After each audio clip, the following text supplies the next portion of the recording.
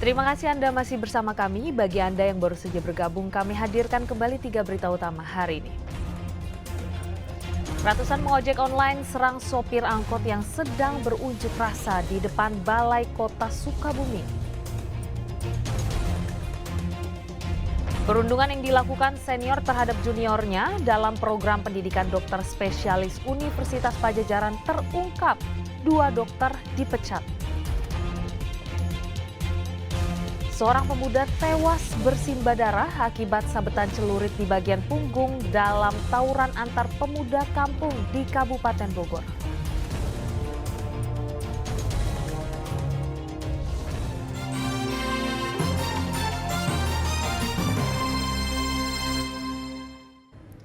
Fakultas Kedokteran Universitas Padjadjaran memberhentikan 2 orang dokter dan memberikan sanksi perpanjangan masa studi terhadap pelaku perundungan pada program pendidikan dokter spesialis PPDS di Unpad.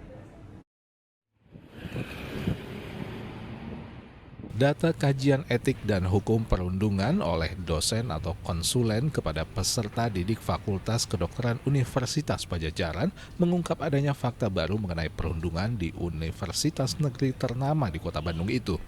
Kasus ini terungkap setelah seorang dokter residen bedah saraf Unpad Juni 2024 lalu mengundurkan diri akibat perundungan yang dilakukan seniornya.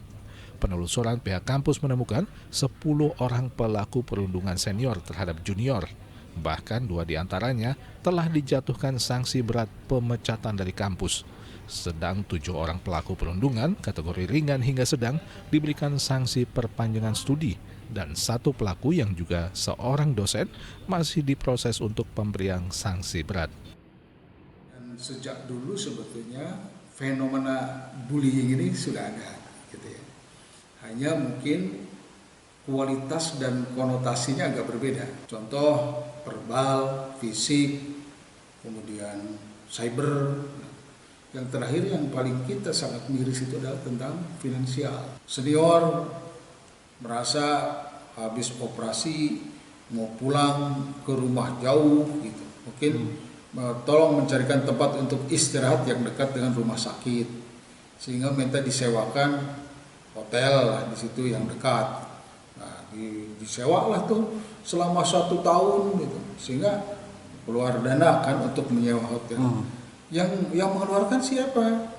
Yang junior, bukan si senior itu. Sehingga banyak keluar biaya yang non akademik yang muncul. Itu yang membuat stres sehingga mundur itu juga menjadi pemicu yang bukti transfer dan uang yang dikumpulkannya cukup ada dan sebagainya. Ada sanksi yang sifatnya ringan dengan teguran saja. Ada sanksi yang sedang perpanjangan studi sampai 4 sampai 6 bulan. Ada yang dikeluarkan. Saat ini Fakultas Kedokteran Unpad bersama pihak Rumah Sakit Hasan Sadikin Bandung terus berkoordinasi terkait permasalahan perundungan yang terjadi di program pendidikan dokter spesialis atau PPDS itu. Muhammad Rizal melaporkan dari Kota Bandung. Dampak musim kemarau dirasakan warga di berbagai wilayah di Jawa Barat. Muka air waduk Saguling, Bandung Barat menyusut, warga Kabupaten Tasikmalaya kesulitan air bersih dan sebagian tanaman cabai para petani di Kabupaten Bogor gagal panen. Musim kemarau yang berkepanjangan membuat muka air waduk PLTA Saguling di kawasan Cililin, Bandung Barat terus menyusut dengan kedalaman 7-10 meter. Sebagian dasar waduk yang mengering dimanfaatkan warga sekitar untuk bercocok tanam. Seperti Eros yang memilih menanam cabai. Untuk menyirami tanaman, mereka memanfaatkan mesin pompa menyedot air waduk yang tersisa. Warga mengaku muka air waduk Saguling mulai menyusut sejak 2 bulan lalu. Genangan air waduk bendungan PLTA Saguling meliputi sejumlah kecamatan di Bandung Barat seperti Kecamatan Cililin, Batu Jajar, Cihampelas, Cipongkor, hingga Cipatat. Kalau lagi surut boleh bisa ditanemin, kalau lagi naik mah enggak bisa. Ya? Iya. Berarti ini lagi surut ya Bu ya? Lagi surut. Ini lagi mau ditanamin apa Bu? Cabai. Kenapa cabai Bu? Ya, pengennya cabai. Kalau palawija yang bangsa kacang yang kayak gitu mah gimana ya? Cuman 3 bulan juga udah nggak bisa kepanen. Surut. Iya, kalau lagi surut boleh bisa ditanemin, kalau lagi naik mah nggak bisa. ya? Iya. Berarti ini lagi surut ya Bu ya? Lagi surut. Ini lagi mau ditanamin apa Bu? Cabe. Kekeringan dampak musim kemarau juga dirasakan warga Kurnia Bakti, Kecamatan Ciawi, Kabupaten Tasikmalaya. Mereka mulai kesulitan mendapatkan air bersih untuk kebutuhan sehari-hari. Warga kini harus jalan menuju pancuran di tengah sawah yang berjarak 1 km karena sumur di permukiman sudah mulai mengering. Setiap hari, warga bersama-sama berjalan menuju persawahan membawa ember untuk mengambil air. Kondisi ini terjadi akibat tidak adanya hujan selama 2 bulan terakhir. Habis ngambil air dari pancuran Kenapa Bu ngambil air dari situ Bu? karena sumur udah mulai pada kering. Itu buat apa Bu? Untuk memasak, keperluan mandi, dan memasak air untuk minum sehari-hari. Musim kemarau sebulan terakhir juga menyebabkan hasil panen petani cabai merah keriting di wilayah Desa Singasari, Kecamatan Jonggol, Kabupaten Bogor anjlok. Buah cabai lebih kecil dan ringan serta sebagian kering karena kekurangan air. Bila biasanya sekali panen, petani bisa mendapatkan 40 kg cabai, saat ini petani hanya bisa memanen 15 kg cabai saja. Beruntung saat ini harga jual cabai cukup tinggi, Rp30.000 per kilogram, naik dari harga sebelumnya Rp25.000. Airnya nggak ada, kadang-kadang nggak bisa tanam, yang tanam ya mungkin layu, pohon-pohonnya sebegitu, buahnya juga agak kurang berat lah, katakan itu kekurangan air gitu ya, begitu, jadi susah airnya gitu.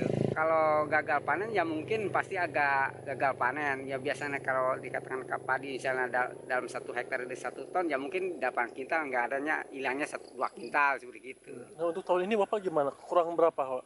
Ya kalau tahun ini sih kita ya baru yang tanamnya sedikit gitu ya, yang panennya. Ya mungkin paling kemarin ngambil ya cuman 1 potong, 1 petak juga nggak semua gitu, baru 15 kilo lah paling 15 banyak. kilo. Iya. Biasanya kalau musim hujan? Kalau musim hujan sekitaran ya 30-40 kilo ada dapat gitu.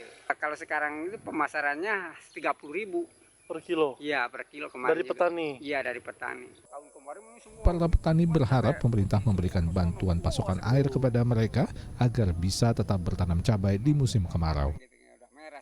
Tim Liputan melaporkan.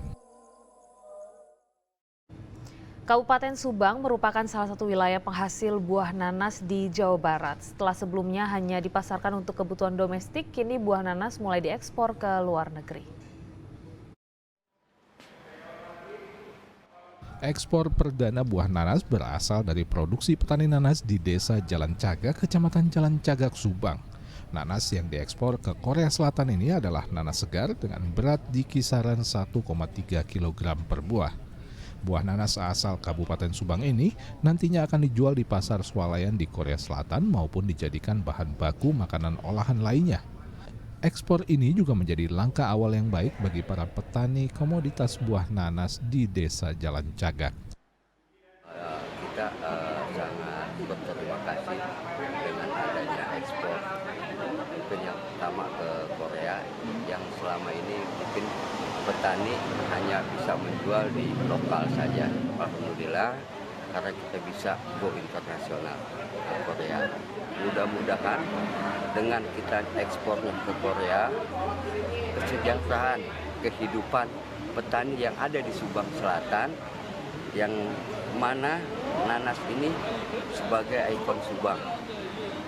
Kita berharap, paguyuban, Papanat berharap agar sektor pemerintahan setempat bisa membantu, mendukung. Sayangnya meskipun nanas yang diekspor ke Korea Selatan merupakan komoditas unggulan Desa Jalan Cagak, namun para petani setempat masih merasa khawatir karena sebagian besar lahan yang digunakan untuk bercocok tanam nanas adalah lahan ex-HGU milik PTPN. Saya minta perhatian dari pemerintah kabupaten karena hampir semua petani kami ini menggunakan lahan ex-HGU PTPN. Tolong menjadi perhatian bagaimana caranya agar petani nanas ini terlindungi dengan lahan yang notabene-nya ex-HGU PTPN. Para petani nanas berharap pemerintah membantu mereka mengatasi persoalan HGU pada lahan yang digunakan untuk bercocok tanam. Mengingat selain diekspor ke luar negeri, selama ini buah nanas asal Subang juga terkenal dengan sebutan nanas madu yang diminati oleh konsumen dalam negeri. Zainal Arifin melaporkan dari Subang.